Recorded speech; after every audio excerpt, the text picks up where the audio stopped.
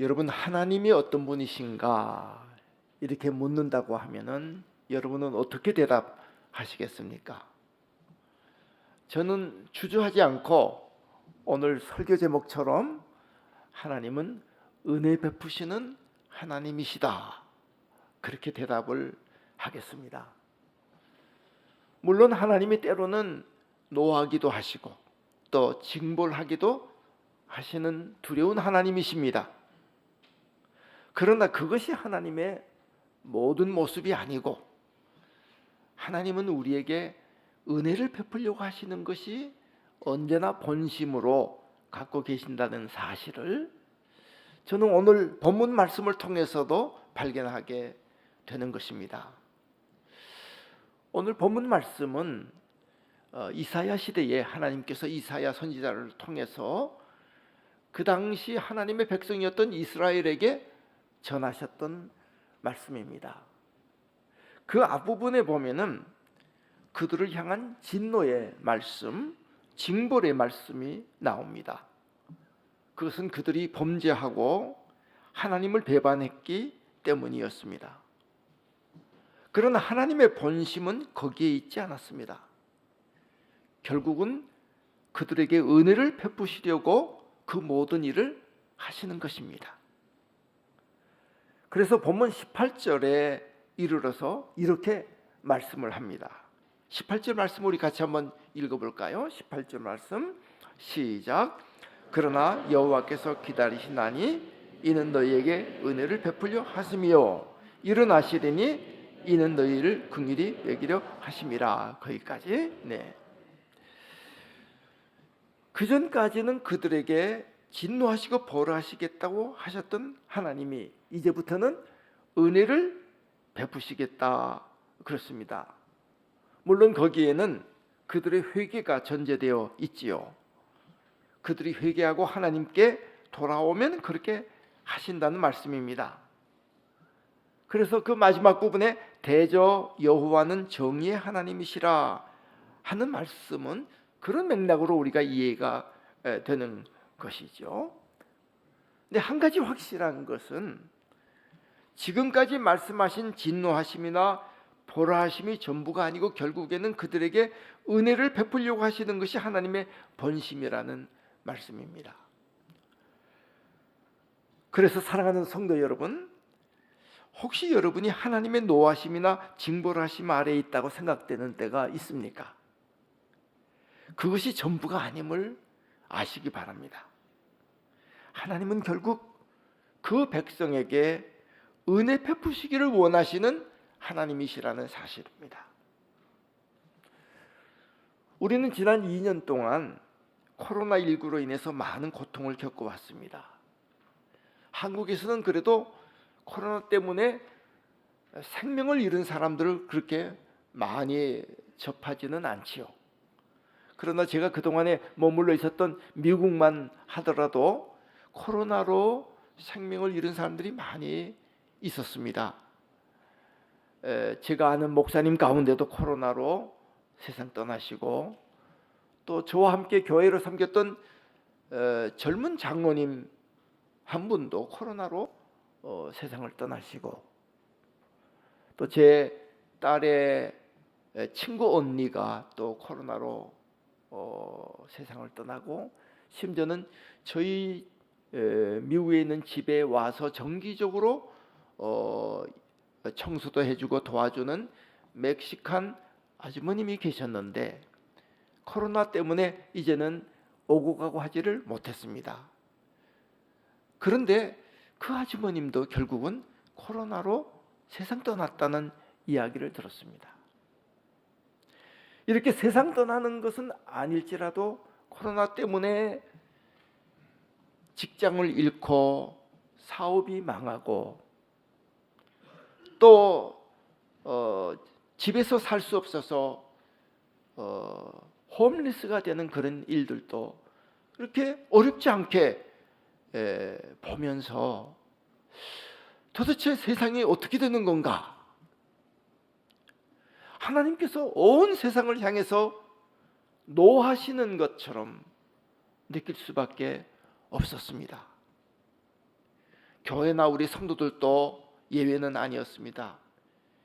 이제까지 교회가 이렇게 참 문을 닫고 성도들이 오고 가고 하지 못하고, 내 아버지 집은 기도하는 집이라 그랬는데 기도하러 오지도 못하고, 참 이런 일이 언제 있었습니까? 옛날 초대 기독교 시대에 핍박이 있었을 때에 숨어서 예배드리고 그러던 때를 제외하고서도 교회 역사상 이런 일이 없었거든요. 그런데 어떻게 교회에 이런 일이 일어나는가? 저는 이런 것들을 겪으면서 하나님이 대단히 노하셨구나. 우리들을 향해서도 하나님께서 무언가 벌하고 계시구나 하는 것을 피부로 느끼지 않을 수가 없었던 것이죠. 그런데 이런 일을 겪으면서도 저는 오늘 말씀을 접하며, 그래도 하나님은 은혜를 베푸시는 하나님이시지. 지금 우리들 주변에서 일어나고 있는 이 모든 재앙과 같은 이런 일들, 이것이 끝은 아니다.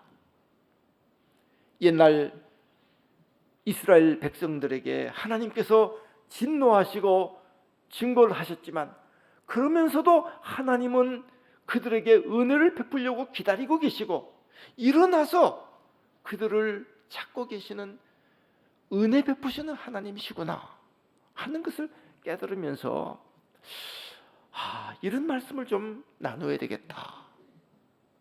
그래서 제가 오늘 이 본문을 택한 것입니다. 그러면 하나님이 어떻게 은혜를 베푸시고 우리는 어떻게 하나님의 은혜를 힘입을 수 있을까? 오늘 본문 말씀을 유심히 이렇게 살펴보면은 하나님께서 우리들에게 은혜 베푸시는 세 가지 방법이 나옵니다. 그 가운데 첫째는 우리의 부르짖음을 들으심으로 은혜를 베풀어 주십니다. 어떻게 은혜를 베푸신다고요? 우리의 부르짖음을 들어주심으로, 응답해 주심으로 은혜를 베푸시는 하나님. 19절 말씀을 같이 읽겠습니다. 19절 말씀 시작. 시온에 거주하며 예루살렘에 거주하는 백성아, 너는 다시 통곡하지 아니할 것이라. 그가 내 부르짖는 소리로 말미암아 내게 은혜를 베푸시되 그가 들으실 때에 내게 응답하시리라. 그 당시 이스라엘 백성들에게는 통곡할 만한 일들이 있었습니다. 가난 때문에, 질병 때문에, 또 앞으로 닥칠 전쟁 때문에 그들은 통곡하지 않을 수 없었습니다. 비록 그 모든 일들이 그들의 죄 때문이었지만 하나님은 그 가운데서도 그들에게 은혜를 베푸시겠다고 약속을 하시는데, 어떻게 할 때 은혜를 베푼다고 하셨습니까? 그들이 부르짖을 때에 들으시고 응답해 주심으로 은혜를 베푸시겠다, 그렇게 말씀을 하십니다. 오늘 우리에게도 마찬가지입니다. 아무리 힘들고 어려운 상황에 처했을지라도, 그것이 우리들의 죄 때문에 그렇게 된 것이라 할지라도 우리가 그것을 회개하고 부르짖으면 하나님은 들으시고 응답해 주시는 것, 이것이 하나님의 은혜인 것입니다. 우리들 주위에는 이런 하나님의 은혜를 경험한 사람들이 많이 있습니다. 특별히 성경은 그런 사람들의 이야기로 가득 차 있는데, 그 한 가지 예를 든다고 하면 히스기야를 들 수 있습니다. 히스기야는 부패하고 타락한 시대 가운데서도 나름대로 하나님을 경외하고 말씀대로 살려고 애쓴 왕이었습니다. 그래서 나라를 굳건히 하고 그 당시 세계를 제패했던 아수르와도 맞서 싸워서 승리를 거둔 왕이었습니다.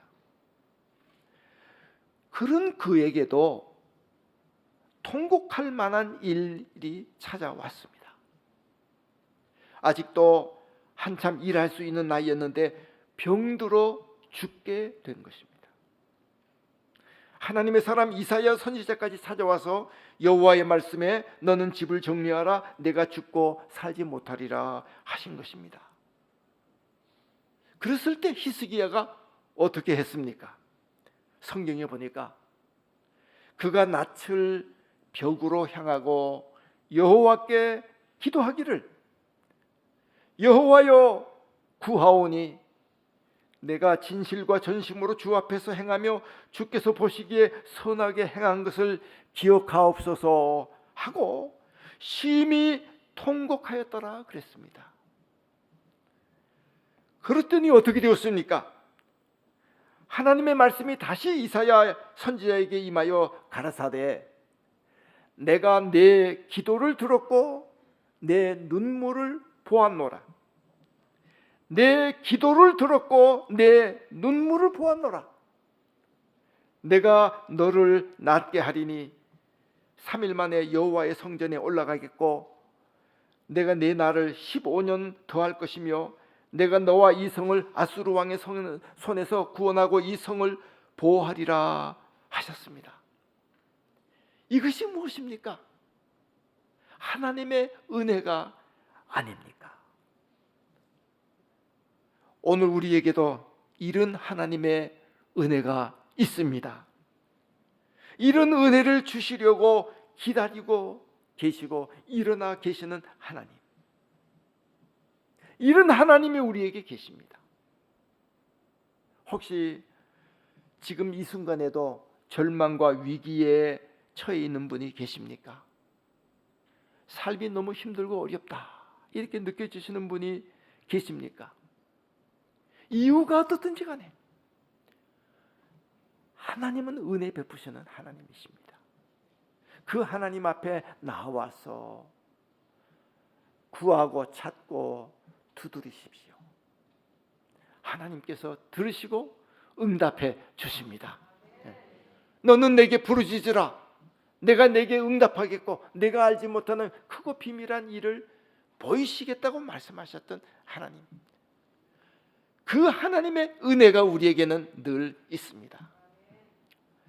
두 번째로, 하나님은 스승을 통해서 은혜를 베푸십니다. 누구를 통해서? 스승을 통해서. 여기 20절 21절을 또 보십시오. 주께서 너희에게 환난의 떡과 고생의 물을 주시나. 하나님이 때로는 우리에게 환난의 떡, 고생의 물을 주실 때도 있습니다. 지금 이스라엘 백성들이 그런 환난과 고생을 겪고 있습니다. 그러나 그것보다도 더 힘든 것이 무엇인지 압니까? 그것은 스승을 볼 수 없는 것, 만날 수 없는 것, 스승의 가르침을 들을 수 없는 것이 더 큰 어려움입니다.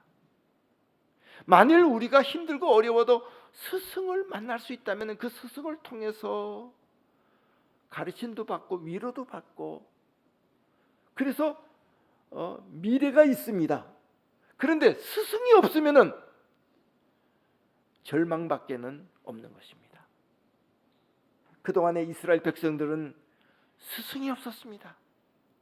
그런데 하나님이 이제부터는 스승을 보여주겠고 스승의 가르침을 듣게 하겠고, 그래서 그들이 결국은 바른 길을 걸어갈 수 있게 하시겠다. 바른 길을 걸어가게 되면은 그들이 겪고 있는 그 모든 문제들이 또 해결이 되지 않겠습니까?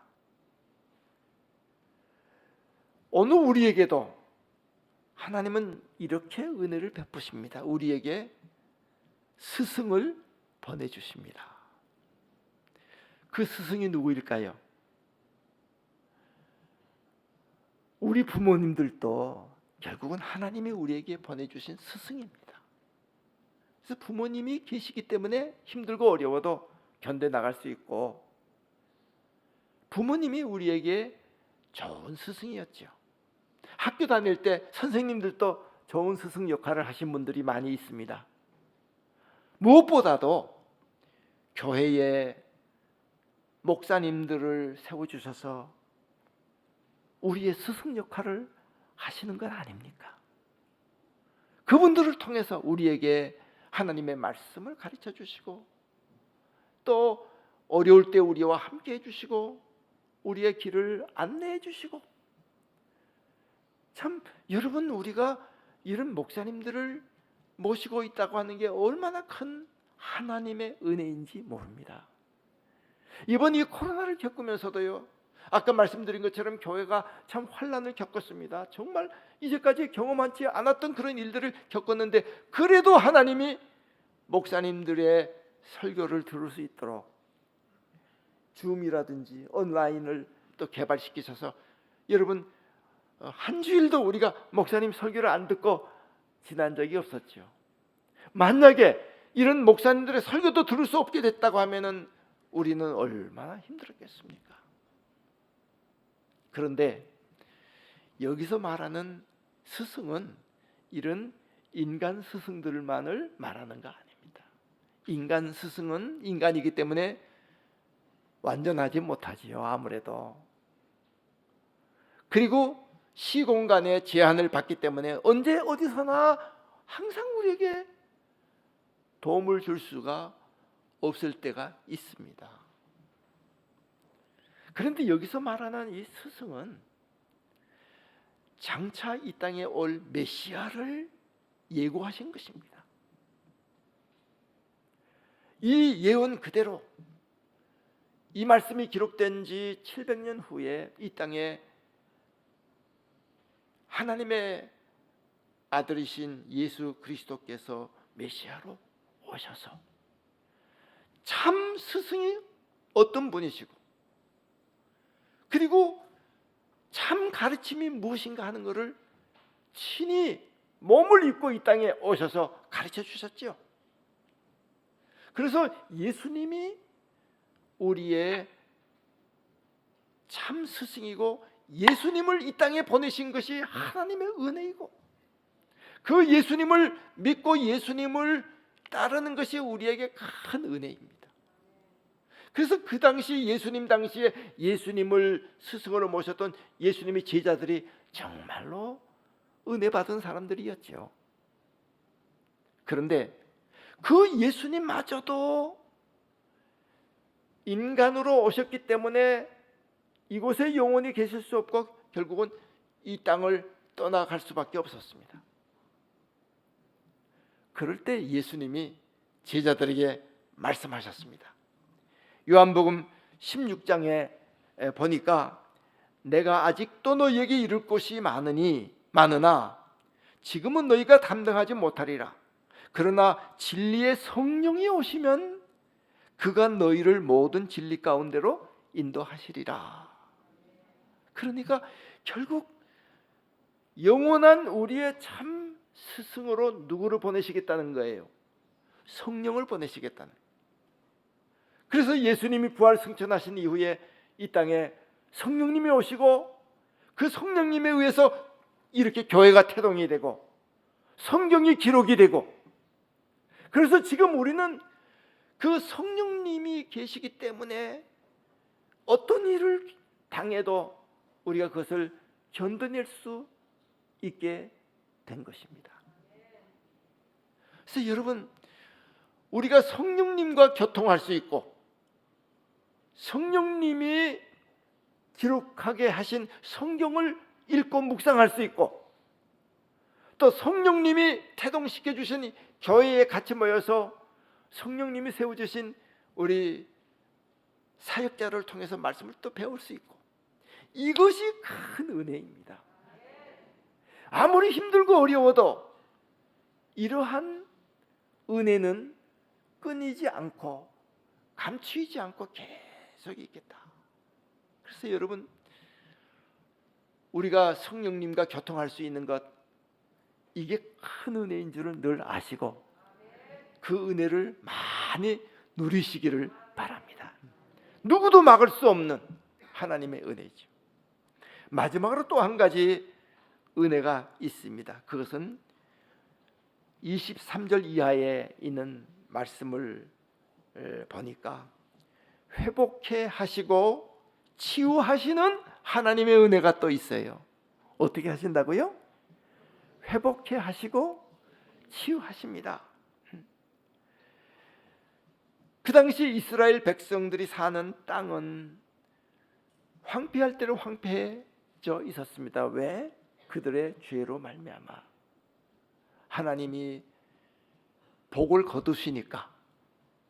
그러니까 그 땅이 황폐해졌습니다. 메마르고 비도 오지 않고, 그러니까 씨를 뿌려도 나지 않고 가축들도 자랄 수가 없게 되었습니다. 거기 사는 백성들은 만신창이 되었습니다. 상처투성이, 아프고 병들고 죽고, 이런 땅에 하나님께서 회복해 하시고 치유하시는 은혜를 베푸시겠다, 그렇게 말씀을 하시죠. 26절에 보니까 여호와께서 자기 백성의 상처를 싸매시고 그들의 맞은 자리를 고치시는 날에는 달빛은 햇빛 같겠고 햇빛은 7배가 되어서 7날의 빛과 같으리라. 얼마나 참 은혜로운 말씀입니까? 근데 이 말씀이 이스라엘 백성들에게 어떻게 이루어졌죠? 물론 하나님께서 그 나라를 회복시켜줘서 이 땅에서 어느 정도 회복의 은혜를, 또 치유의 은혜를 누렸습니다마는, 이 말씀이 온전히 이루어진 때는 역시 메시아가 오셔서 이루어진 거죠. 그래서 예수님이 오셔서, 예수님이 오신 목적이 뭡니까? 회개하라, 천국이 가까웠느니라. 천국을 만드시기 위해서, 원래 이스라엘을 하나님의 백성으로 삼으시고 하나님의 나라가 이런 것이다 보여주기 위해서 나라를 세워주시고 그랬는데, 그들이 범죄하고 하나님을 떠나고 그래서 다 망가졌어요. 그거를 예수님이 오셔서 다시 회복하는 작업을 하신 것이죠. 그래서 참 예수님께서 참 망가진 부분들을 다 이렇게 고치시고, 병든 자도 고쳐주시고, 그러면서 하나님의 나라가 어떤 모습이다 하는 것을 예수님이 직접 보여주셨습니다. 그리고 그 나라를 이루기 위해서 결정적으로 있어야 될 것이 무엇이냐면, 예수님이 모든 죄값을 치러 주셔야만 됐죠. 그게 없이는 해결이 안 되는 거 아닙니까? 그래서 예수님이 친히 십자가에 못 박혀 우리 대신 죽으심으로써 모든 죄값을 치르시고, 그리고 그 위에 하나님의 나라를 건설해 주셨어요. 그래서 예수님이 죽으신 거예요. 그리고 다시 사셨죠. 마귀 권세를 깨뜨리고 승리하셨습니다. 승리가 있어야 나라가 되잖아요. 승리를 하셨어요. 그러고 나니까 제자들이 의기양양했습니다. 그래가지고 예수님께 묻습니다. 주여, 이제 이스라엘을 회복하실 때가 이때입니까? 그래서 예수님이 이상한 말씀을 하셨어요. 때와 기한은 아버지의 권한에 두었으니 너희가 알 바가 아니요, 오직 너희에게 성령이 임하시면 너희가 권능을 받고 예루살렘과 온 유대와 사마리아와 땅끝까지 이르러 내 증인이 되리라 말씀을 하셨어요. 그러니까 예수님은 앞으로의 온전한 회복의 시간을 제자들에게 말씀하신 것이죠. 예수님이 이 땅에 오셔서 모든 회복을 위해서 다 준비를 해 놓으셨지만 아직 온전한 회복은 앞으로 또 있는 거예요. 그 때와 기한은 아버지께 속해 있는 것이고 우리가 몰라요. 그러나 그 때가 있습니다. 우리가 개인적으로도, 여러분 저는 그렇게 믿습니다. 하나님이 저를 태어나게 하시고 저를 만드신 하나님의 목적이 있고, 그리고 하나님이 이루실 일이 있어요. 그게 다 망가졌는데 제가 예수 믿고 예수님이 나 대신 죽으신 것을 힘입었었을 때에 내 안에서부터 회복이 시작이 된 것이죠. 그래가지고 저는 이 땅에 있으면서도 참 주님 때문에 그 부활의 생명을 가지고 참 이 땅에서 하나님의 나라를 경험하고 하나님의 나라를 또 이루어가고 살고 있습니다만은 다 된 게 아닙니다. 제가 이 세상을 떠나서 하나님의 나라에 이르러 영원토록 주님과 같이 있게 되는 그때의 완성이 될 것입니다. 또 내가 가기 전에 예수님이 먼저 오셔서 모든 것을 완벽하게 다 이루실 그때가 있지요. 우리는 그때를 늘 바라봅니다. 한 가지 분명한 것은 하나님은 회복케 하시는 하나님, 이스라엘을 회복하게 하셨고 하나님의 나라를 세우셨고 나를 회복시키시고, 그리고 육체적으로도 내가 병들었을 때 누가 낫게 한 겁니까? 하나님께서 낫게 하시고, 의사는 치료하지만 하나님이 낫게 하시고. 그래서 여러분, 어제도 제가 어제 굉장히 전주에 와서 너무 좋은 데를 많이 다니느라고 무리를 많이 했어요. 그런데 어젯밤 자는 동안에 하나님이 다 이렇게 만져주셔서 오늘 또 이렇게 3번 설교도 하도록 이렇게 만들어 주시잖아요. 내 몸을 회복시켜 주시고, 그동안에 얼마나 많은 질병들이 있었고 그랬을 때마다 하나님이 다 이렇게 고쳐주셨고, 이 하나님의 은혜인데 이거로 그치지 않고 완성되는 그때가 또 있는 거예요. 예. 이제 그때가 언제일까? 그건 몰라요. 그거는 아버지의 권한에 두셨으니 제가 언제 죽을지 알아요? 언제 제가 모든 게 다 완성될 걸 어떻게 제가 알아요? 그건 하나님이 하실 일이고, 그러면 내가 할 일은 뭐냐? 역시 성령님이 오셔서 내게 주신 그 권능을 힘입고 나는 예수님의 증인으로서 이 땅에서 살아가면서 그 하나님의 나라를 전파하고, 또 완성될 그 회복을 다른 사람들에게 알려주고 또 같이 나누고, 그러면서 살아가는 게 내 사명이에요. 그러는 과정에, 그러는 가운데서 회복시켜 주시고 고쳐 주시는 것을 하나님은 끊임없이 이 현세에서도 우리 자신을 통해서도 계속해서 반복하고 계십니다. 이게 하나님의 은혜입니다. 혹시라도 우리가 감당할 수 없는 그런 어려움에 처했으면 또 하나님 앞에 구하면 하나님이 히스기야에게 행하셨던 것처럼 특별한 은혜를 또 베풀어 주셔서 고쳐주시고 회복시켜 주시고. 그러니까 참 이 은혜는 너무 큰 것이죠. 사랑하는 성도 여러분, 아무리 힘들고 어려워도 하나님의 은혜는 변함이 없습니다. 이 은혜를 확신하시고 끝까지 참 이 나그네의 삶을, 이 육체를 가지고 살아가는 이 삶을 승리하고 하나님이 맡기신 사명을 끝까지 감당해 나가는 저와 여러분이 되시기를 주님의 이름으로 축원드립니다.